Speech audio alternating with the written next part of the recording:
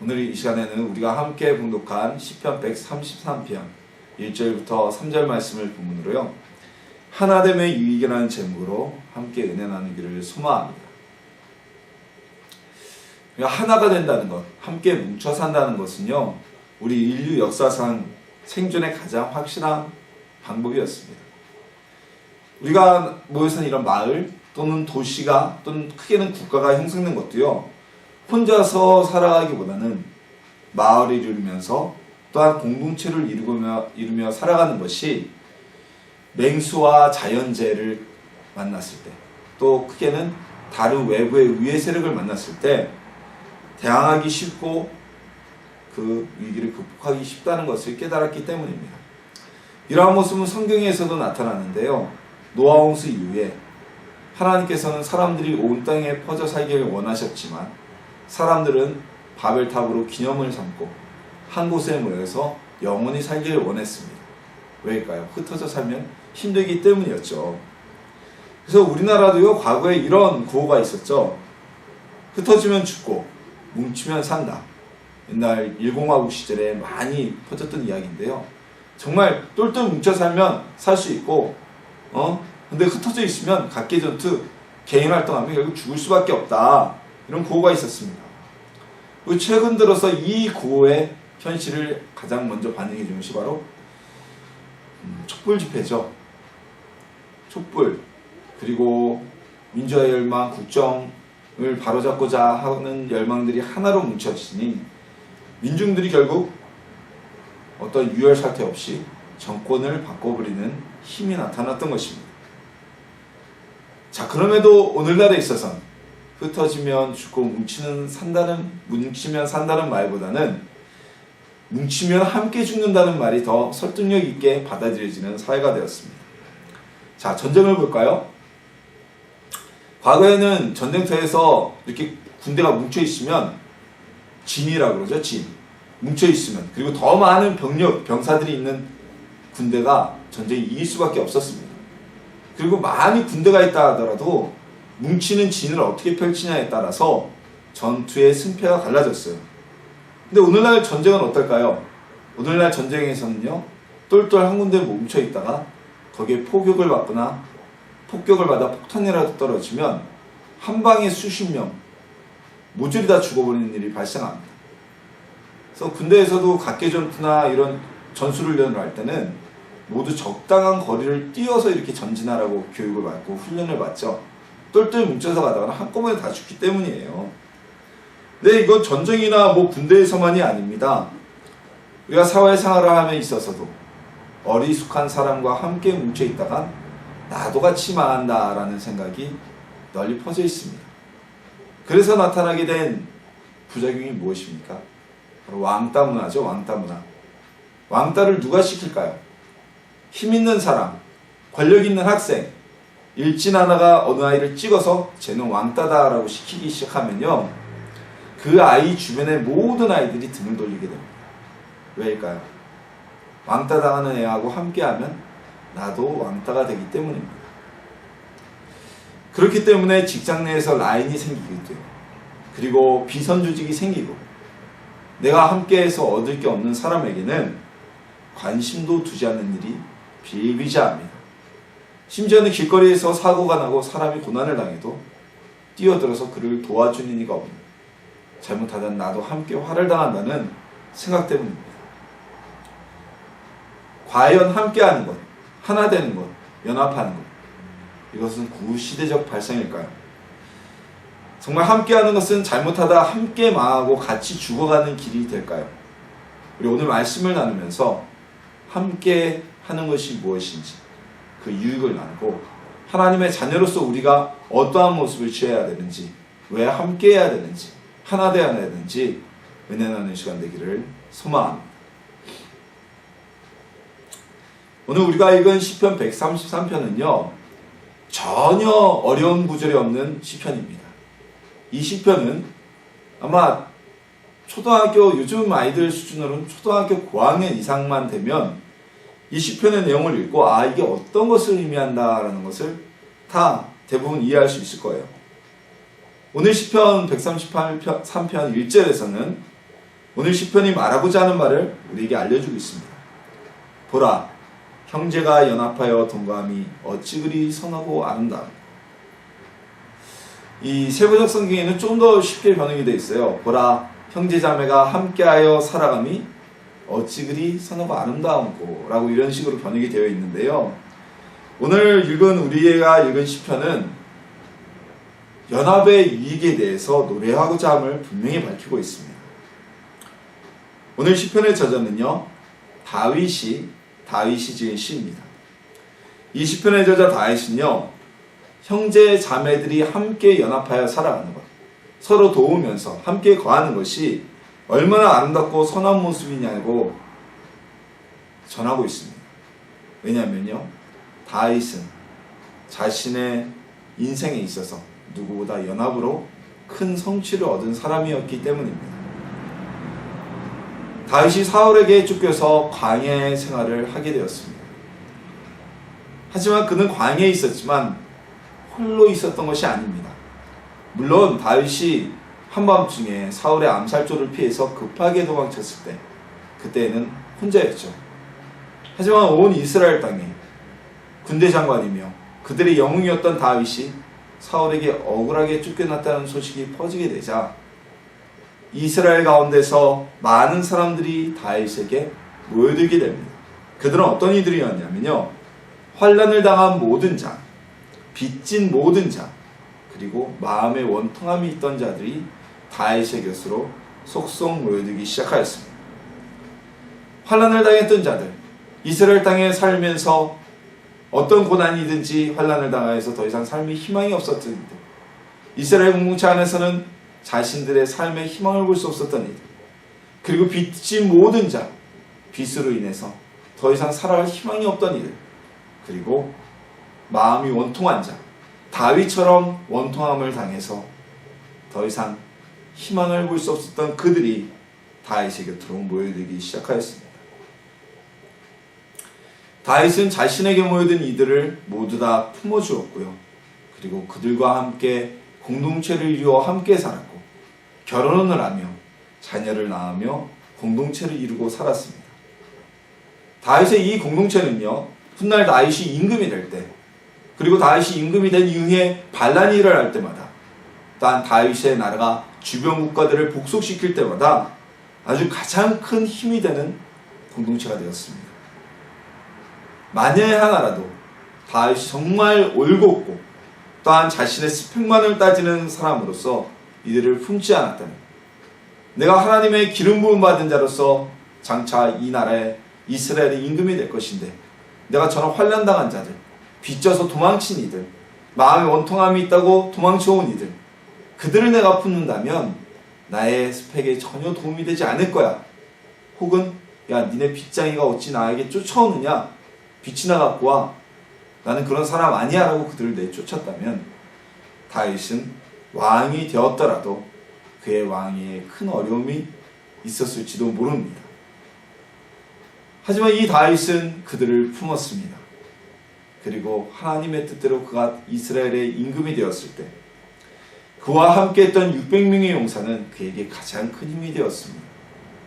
이 600명의 용사는 압살롬이 반란을 일으켰을 때도 다윗을 지켜주는 힘이 되었고, 실제로 압살롬의 반란군이 다윗에게 공격을 하지 못하였던 것은 다윗의 주변을 지키고 있었던 이 용사들이 있었기 때문입니다. 그리고 주변 나라들을 복속시키고 다윗이 그 나라를 강대하게 할 때 이 600명의 용사들은 선봉에 서서, 선두에 서서 전쟁을 싸웠습니다. 그리고 정말 이들은 다윗을 위해서 자신의 목숨을 버리기를 아깝지 아니하게 여겼던 용맹한 사람들이었습니다. 만약 다윗이 이들을 받아들이지 않았다면, 이들과 함께 연합하여 함께 거하며 공동체를 이루지 않았다면, 압살롬의 반란에서 또한 다윗이 주변 나라를 복속함에 있어서 매우 큰 어려움이 있었을지 모릅니다. 다윗은 자신을 찾아온 이들과 함께 거하며 공동체를 이루었고, 이 공동체는 형제 이상의 힘으로 다윗을 도왔습니다. 다윗에게는 6명의 다른 형제들이 있었지만 그들보다 다윗의 왕위에 가장 큰 힘이 되었던 이들은 바로 다윗이 광야 생활에서 만났던 이 공동체를 이루었던, 함께 연합하며 거하였던 이들이었던 것입니다. 우리 전해 내려오는 속담에 이런 얘기가 있죠. 물이 너무 맑으면 물고기가 없다라는 이야기가 있습니다. 자, 우리도 자칫 잘못하면요, 우리는 거룩한 하나님의 자녀야, 우리는 구원받은 백성이야 라는 생각 때문에 신앙생활을 하지 않는 불신자거나 또는 술, 담배를 하거나 삶에 약간 비도덕적으로 살아가는 분들에 대해서 교제하는 것 자체를 꺼려할 수가 있습니다. 하지만 성경에서는요, 하나님은 우리에게 그렇게 말씀하고 계시지 않아요. 그들은 배제해야 될 대상, 나와 선을 긋고 만나지 말아야 될 대상이 아니라 그들은 구원해야 될 대상이며, 예수님을 알지 못하기 때문에 오히려 예수님이 아닌 술이나 담배 다른 것에서 행복을 찾는 안타까운 이들이라는 것입니다. 어찌 보면 오늘은 그들과 함께 형제를 이루고 그들과 함께 거하며 공동체를 이루어서 그들을 하나님 앞에, 예수님 앞에 이끌어야 되는 사명이 우리에게 있는 것입니다. 이런 말씀을 드리는 건요, 제가 그랬어요. 저는 제 아버지가 목사님이시고 어린 시절부터 철저하게 신앙교육 안에 살아왔고, 저희 주변에는 술, 담배를 하거나 이런 분들이 없었기 때문에 제가 군대를 가기 전까지만 해도 술 마시는 사람들 정말 싫어했고요, 담배 피우는 사람들 싫어했습니다. 신학대학에는 가끔가다 이렇게 술하는 사람들도 있었거든요. 그 친구들에 대해서 아주 굉장히 안 좋은 시선으로 봤어요. 같은 동기지만. 근데 제가 군대 가서 저도 하나님이 좀 변의 길을 열어주셨습니다. 가서 보니까요, 정말 안타깝더라고요. 우리는, 저 같은 경우는 어떻게 합니까? 예수님 믿는 성모님들은 우리 안타까운 마음이 있으면 하나님께 기도합니다. 힘듦이 있으면 주님께 아뢰입니다. 이게 나갑니다. 그들은 없어요. 없으니까 담배 피고 그걸로 위안 삼고 술로 위안을 삼는 겁니다. 그 뒤로 제가 시선이 조금 바뀌었어요. 그래서 술, 담배 하는 걸 잘한다고 얘기하는 것이 아니라 그들에 대한 안타까움이 생긴 것이죠. 그리고 그 전에 저의 삶이 얼마나 바리새인적인 삶을 살았는지 깨닫게 된 것입니다. 바리새인들은 창녀와 세리들, 그들을 거절하고 비난하고 상종 못할 자들이라고 공동체에서 추방했지만, 예수님은 그들과 함께 식사를 하시고 그들의 집에서 주무시고 그들을 공동체의 형제자매로 함께 품으셨습니다. 우리에게도 이런 모습이 필요합니다. 다윗의 곁에 모인 사람들은요, 부자나 유력한 정치인들이 아니었습니다. 다윗은 왕의 친위대장이었습니다. 임금의 사위였습니다. 그리고 이스라엘의 군대 장관, 즉 오늘날로 말하면 국방부 장관이었습니다. 그리고 다윗의 가문은 베들레헴 지역에서 유지 가문이었어요. 다윗의 가문은 대대로 베들레헴에서 큰 땅을 가진 부자 집안이었습니다. 다윗에게 모여든 사람들, 원통한 자, 환난당한 자, 빚쟁이들, 그들은 다윗과 비교해서 비교가 되지 않는 사람들이었습니다. 그럼에도 다윗은 그들을 품어주었습니다. 그리고 그들과 함께 동고동락합니다. 그가 블레셋에서 망명하여 살 때에도 다윗은 그들을 위해 한 성을 아기스 왕에게 얻어서 그 성에서 온 사람들이, 자신을 따르는 사람들이 함께 공동체를 이루며 살았습니다. 다윗은 이들을 통해서 자신의 가장 든든한 통치비 일반과 절대 충성하는 군대를 양성했던 것입니다. 우리도 우리 주변의 이웃들과 우리 주변의 성도들과 함께 공동체를 이루시길 소망합니다.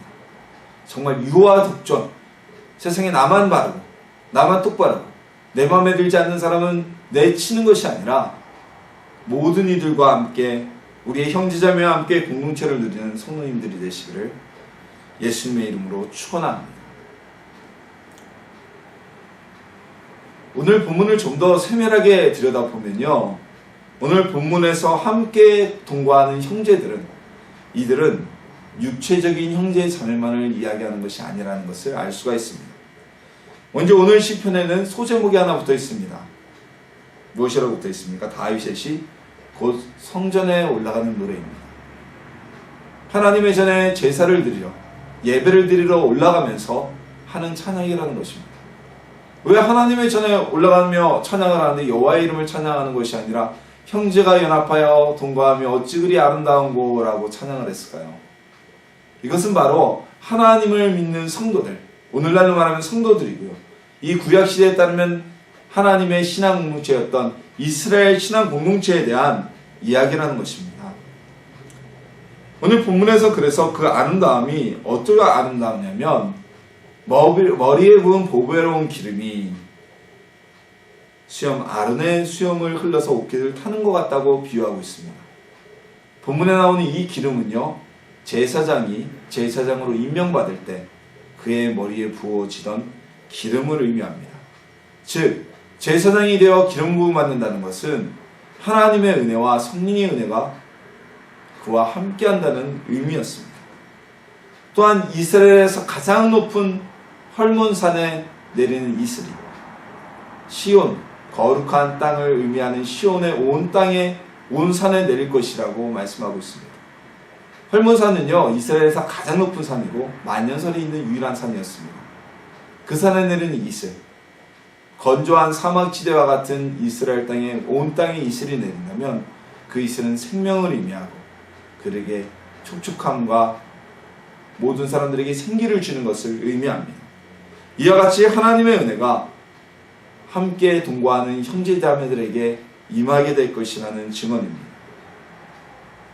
이 두 비유, 옷깃을 타고 아론의 수염을 타고 흘러내리는 기름, 헐몬산에 내리는 이스라엘의 이 두 비유는 모두 이스라엘 민족이 아니라면 알 수 없는 비유입니다. 즉 여호와 하나님을 믿는 신앙 공동체, 이스라엘 신앙 공동체가 아니라면 알 수 없는 내용이라는 것입니다. 그래서 오늘 시편은 하나님께 예배하러 가는 자들이 드렸던 찬양입니다. 오늘 본문은 구약시대 이스라엘 신앙 공동체에 대한 말씀이었다면 오늘날에는 예수님을 믿는 우리 성도들, 우리 형제 자매들을 향한 말씀인 것입니다. 이게 만약에 다윗의 단순한 신앙 고백이라거나 교훈이었다면요, 삶의 교훈이었다면 잠언에 기록되거나 또는 굳이 시편에 이 시가 기록되어질 이유가 없겠죠. 우리가 연합하는 곳에 하나님의 은혜가 임하고 우리가 연합하는 곳에 하나님의 축복이 임하기 때문에 이 시편이 기록되어져 있는 것입니다. 그리고 성전에 올라가는 자들은 예수님이 너희가 하나님께 나갈 때 누군가에게 형제에게 매인 것이 있다면 먼저 가서 그것을 풀고 하나님께 예물을 드리라고 말씀하신 것처럼 하나님께 나가는 하나님의 자녀들은 우리의 형제자매들과 하나가 되어 동거하는 모습이 되어야 한다는 것입니다.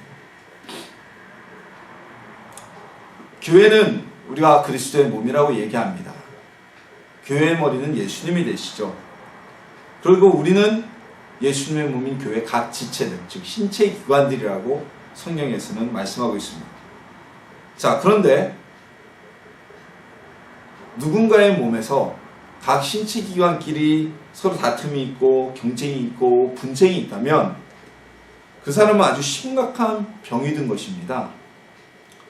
예를 들어 자가면역 질환이라는 질병들이 이런 것이죠. 몸에서 인슐린 세포를 분비하는 인슐린을 호르몬을 분비하는 세포를 몸의 면역 세포가 외부 침투 세포로 여기고 공격해서 발병하는 것이 바로 당뇨병입니다. 또 우리 아이들, 요즘 들어 아이들을 많이 고통스럽게 하는 병이 있죠. 바로 아토피 피부염입니다. 이 아토피 피부염도 자가면역 질환 중에 하나입니다. 정상적인 내 세포를, 내 몸을 무언가 외부 세력의 침투로 면역체계가 발동을 해서 공격하는 것. 그래서 알러지가 심하게 일어나는 것이 바로 아토피 질환이죠. 즉 내 몸이 내 몸을 공격하는 것입니다. 만약 어느 교회 내에서 성도님들 사이에 분쟁이 있다면, 다툼이 있다면 그것은 예수님의 몸 안에서 신체기관이 서로 공격을 하는 것입니다. 얼마나 안타까운 일입니까? 저도 규모가 좀 있는 교회들, 중형교회도 있었고요, 나름 대형교회도 있었고요, 그런 교회들에서 부교육자 생활을 했었습니다. 근데 저를 그때 가장 힘들게 했던 것 중에 하나는요, 부서 간의 경쟁이었어요. 매주 그 교회들은 통계를 내기 위해서 출석 인원을 보호하게 됩니다. 그리고 교회 전체적인 행사가 있을 때 각 부서마다 행사에 참여해야 될 인원들이 배당이 되고 할당이 됩니다. 그래서 부서가 막 부흥해요. 어느 부서가 성장을 해요. 그리고 어느 부서가 행사 참여에 아주 적극적으로 참여를 합니다. 그러면요, 그 부서는 전체 교육자에 의해서 칭찬을 듣게 되죠. 당연한 거죠. 그런데 반대로 그걸 하지 못한 부서는요, 그 부서의 연약함과 약함 또는 교육자의 노력과는 뭐 상관없이 무언의 질책을 받는 것이 가장 힘들었습니다. 교회는 성장해야 됩니다. 교회는 성장하는 것이 하나님의 뜻입니다. 그리고 교회가 게을러가지고 이렇게 주저앉아서 우리가 줬사오니 여기가 줬사오니 이래서는 안 됩니다. 하지만 교회 안에서 마치 회사의 영업부서에서 영업실적을 카운트하고 그에 따라 상보를 주는 것처럼 교회 내에서 그런 모습들이 참 안타까웠어요. 왜냐하면 그런 모습이 보이게 되면요, 부작용이 나타나게 됩니다. 일단 허위보고가 올라가요. 숫자가 그렇게 안 왔는데 그렇게 왔다고 허위보고가 올라가고요.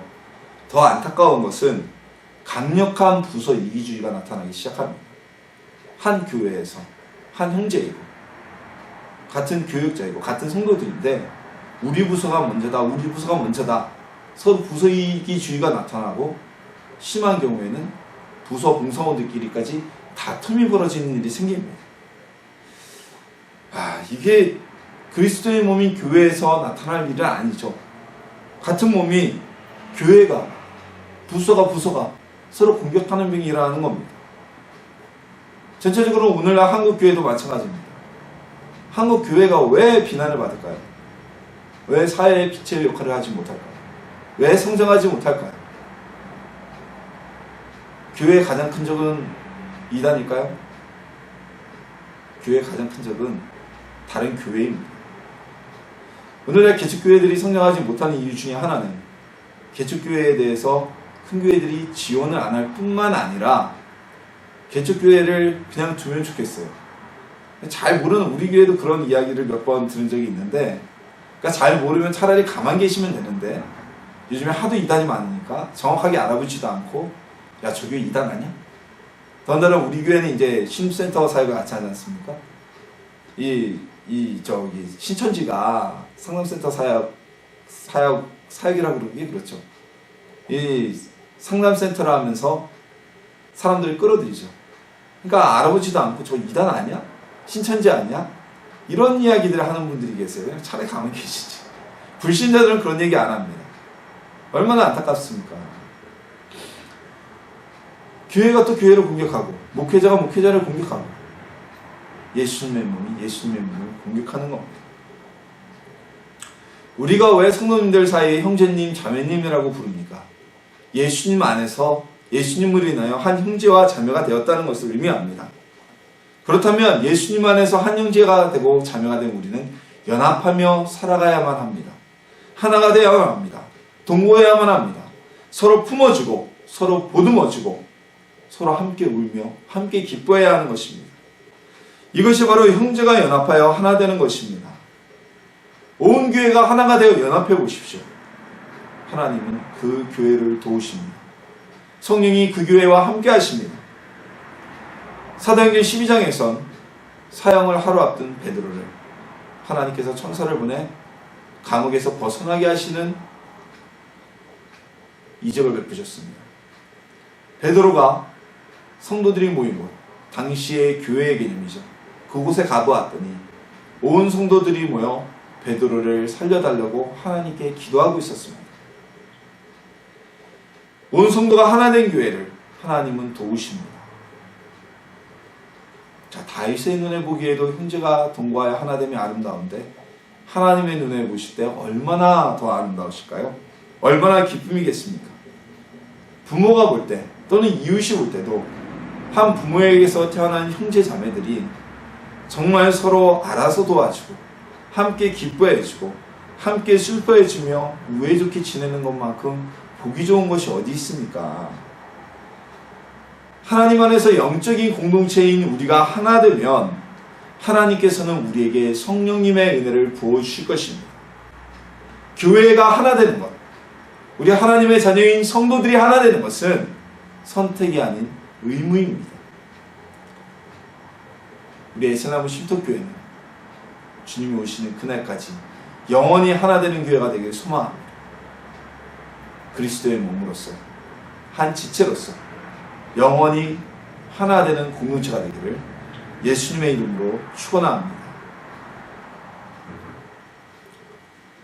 자, 우리가 이렇게 하나가 되면, 하나 되어 연합하면 어떤 복이 우리에게 주어질까요? 성경에서 가장 먼저 하나됨에 대해 언급되는 것이 있습니다. 무엇일까요? 하나님께서 가장 먼저 연합에 대한 제도를 만드셨어요. 바로 결혼입니다. 창세기 2장 24절에서 하나님께서는 이렇게 선포하십니다. 이러므로 남자가 부모를 떠나 그의 아내와 합하여 둘이 한 몸을 이룰지로다. 결혼을 통해서 각각 다른 삶을 살아왔던 두 사람이, 두 남녀가 만나 하나 되어 가정을 이루게 됩니다. 연합하게 됩니다. 오늘날에는요, 결혼이 주는 유익보다는 결혼으로 인해서 오는 폐해와 그리고 어려움에 대해 더 많은 이야기를 듣는 시대입니다. 하나님께서 만드신 하나됨과 연합의 가장 근간인 이 결혼제도에 대해서 부정적인 성향이 늘어나는 것은 바로 가장 근간의 연합의 제도를 파괴하는 모습입니다. 결혼을 하게 되면요, 혼자가 아닌 둘이 되고요, 또 이 둘은 둘이 아닌 하나가 되게 됩니다. 하나 되어 삶을 살아가게 됩니다. 결혼 이전에는요, 나 혼자 산다의 인생이었다면 결혼 이후에는 우리가 산다가 되어야만 합니다. 결혼한 이후에도 여전히 나 혼자 산다의 삶을 살기 때문에 많은 가정에 분쟁이 일어나고 그 분쟁이 해결되지 않고 그리고 가정이 깨어지는 일이 발생하는 것입니다. 하지만 결혼이 우리에게 주는 이익은 너무나 큽니다. 그 시너지 효과는 물질적인 것과 어떤 다른 것에 비교할 수 없는 엄청남입니다. 그래서 건강한 결혼 생활을 하신 분들은 이런 말씀하세요. 다들 결혼하면 힘든 건 사실이다. 하지만 안 하는 것보다는 100번 낫다라는 이야기를 하게 되죠. 이런 결혼제도 말고 또 다시 나오는 성경에서 연합의 유익이 있습니다. 바로 에서와 야곱의 화해입니다. 야곱과 에서는 형제입니다. 근데 야곱이 아버지를 속이고 사기를 쳐서 에서의 축복권을 강탈해 갑니다. 형인 에서는 자신의 축복권을 빼앗아간 야곱을 죽이기 위해서 기회를 엿보고 있었습니다. 이 사실을 알게 된 야곱은 그의 어머니를 통해 외갓집으로 어느 날 밤 야반도주를 하게 됩니다. 그로부터 오랜 시간이 흐른 후에도 두 사람은 화해하지 못하였습니다. 왜냐면요, 화해라는 건 가해자가 피해자에게 진심으로 용서를 구할 때 일어나는 일이잖아요. 근데 야곱은 에서에게 화해를 청하지 못했어요. 용기가 없었던 것 같습니다. 그러는 사이 에서는 자신의 본거지에서 수많은 용사를 거느린 강한 세력을 구축하게 되었습니다. 그의 아버지였던 이삭은 이미 대족장이었고요. 사실상 이삭의 모든 재산을 물려받은 에서 역시 강력한 세력을 이뤘다는 것은 분명한 사실입니다. 온갖 역경 끝에 야곱이 더 이상 라반과 함께 지낼 수 없게 되자 그는 라반을 떠나 자신의 고향인 가나안으로 돌아오게 됩니다. 근데 그에게는 한 가지 커다란 근심이 있었습니다. 바로 그의 형인 에서였어요. 야곱이 가나안으로 돌아온다는 소식이 전해지자 에서 역시 400명이나 되는 군대를 이끌고 야곱을 향해 나아오게 됩니다. 이 소식을 들은 야곱은 두려웠습니다. 그는 자녀들과 아내들과 모든 재산을 먼저 보낸 후에 끝까지 혼자 남아서 에서를 피해보고자 했지만 그럴 수 없었습니다. 야곱은 죽음을 각오하고 행렬의 맨 앞에 서서 걸어갔지만 에서는 동생을 보자마자 칼을 빼들고 달려온 것이 아니라 뛰어와서 그를 끌어안으며 눈물을 흘리고 화해를 하게 됩니다. 오랜 세월 만나지 못했던 형제가, 원수같이 지냈던 형제가 화해하는 놀라운 역사가 나타난 것입니다. 이후로 야곱은 더 이상 에서를 두려워하지 않았습니다. 죽음을 공포를 느끼지 않고 그는 평안히 가나안 땅에 거주할 수 있었습니다. 구약에만 이런 예가 있는 것이 아닙니다. 신약시대의 가장 위대한 사도 중에 한 분인 사도 바울은 바나바와 함께 사역을 하는, 오늘날로 말하면 환상의 콤비를 이뤘던 사역자들이었습니다. 이들은 안디옥 교회의 사역을 함께 한 것을 시작으로 해서 소아시아를 다니며 소위 바울의 1차 전도 여행을 함께 했던 이들입니다. 바나바는요, 바울에게 있어선 바울이 사역을 할 수 있도록 사도들에게 소개하고 사역의 길을 열어준 은인이었습니다. 근데 이 두 사람이 매우 심하게 다투고 헤어져 서로 다른 길을 가게 됩니다. 바나바의 조카였던 마가가 첫 번째 전도여행에서 함께 하다가 도중 하차를 하게 됩니다. 바나바는 다음 전도여행에 마가를 참여시키고자 했지만 바울은 먼저 전도여행에서 포기하고 돌아갔던 마가를 참여하는 것은 옳지 않다고 원칙론을 주장하면서 그것을 문제 삼아 마가를 동행시킬 수 없다고 강력하게 주장하게 됩니다. 이에 마음이 상한 바나바는 바울과 매우 심하게 다투고 자신의 조카인 마가를 데리고 고향 구브로로 돌아가게 됩니다. 초대교회에서 결정적인 역할을 하며 큰 사역을 이뤄냈던 두 명의 사역자가 갈라서게 된 것입니다. 여기서 이야기가 끝났다면 이 이야기는 비극으로 남고 사도 바울에게나 바나바에게나 큰 인생의 흠집으로 남았을 것입니다. 그런데 이 이야기는 아름답게 맺어지게 돼요. 이 분쟁의 원인, 바나바와 바울이 다투고 갈라서게 만들었던 그 원인을 제공했던 마가는 사도 바울의 행적을 기록한 사도행전을 쓴 저자가 됩니다. 이 마가는 마가복음을 기록한 그 기자와 같습니다. 같은 통일의 인물입니다. 그리고 골로새서에서 사도 바울은 마가에 대해서 이 마가는 자신의 사역을 맡은 사람이라고 호칭하고요. 디모데후서에서는 자신의 사랑하는 제자 디모데에게 자기에게 올 때 마가도 꼭 함께 데려오라. 나에게 유익한 사람 마가도 함께 꼭 데려오라고 청합니다. 그리고 빌레몬서에서 마가에 대해서 나의 동역자라고 호칭하고 있습니다. 자, 이 상에서 보면 사도 바울은 한때 마가 때문에 그의 은인이었던 바나바와 다투고 헤어질 정도로 사이가 좋지 않았지만 결국 이 두 사람이 화해했음이 분명하고 마가는 원수가 아닌 미움의 대상이 아닌 자신의 가장 가까운 동역자로 삼았음을 알 수 있습니다. 사도 바울은 한때 다툼의 원인이 되었던 마가를 사역의 동역자로 연합하고 하나 되게 하였던 것입니다. 하나님의 사람은 연합하고 하나 되어야만 합니다.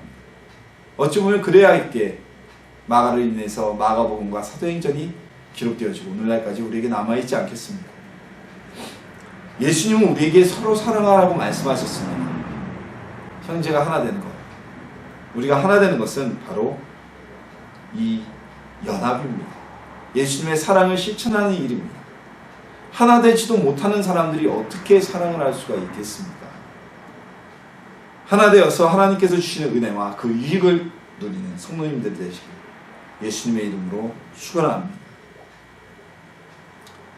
형제가 하나 되는 것은 너무나도 아름다운 일입니다. 다윗은 자신의 인생 경험을 통해서 그리고 하나님께 예배드려 나가는 자들, 그들은 하나 되어야 한다는 것을 알았기에 오늘 시편 133편을 통해 연합에 대해서 이야기하고 있습니다. 우리가 서로 하나가 되면 무엇이 유익할까요? 하나 되면 사랑을 전제로 합니다. 하나 된다는 것은 예수님의 사랑을 실천하는 일입니다. 하나 되는 교회 가운데는 성령님이 역사하시고 함께 하십니다. 그리고 하나 되는 이들에게는 하나님의 평강과 은혜가 주어지게 됩니다. 예수님의 말씀을 실천하는 사람에게 하나님의 복이 주어지는 것은 당연한 것입니다. 세상은 분열합니다. 안타깝게도 이 분열은 교회 안에도 깊숙이 침투해 있습니다. 분열을 통해 성장한다? 이것은 우리가 가장 경계해야 될 진화론적인 사고방식 중에 하나입니다. 그것은 옳은 방향이 절대 아닙니다. 우리는 하나 되어야만 합니다. 하나 되는 곳에 성령의 역사하심이 나타나며 하나 되는 곳에 하나님의 은혜가 임하게 됩니다. 하나됨을 힘써서 연합하여서 늘 성령이 역사하신 하나님의 은혜가 함께하는 우리 애사나무 쉼터교회 성도님들이 되시기를 예수님의 이름으로 축원합니다.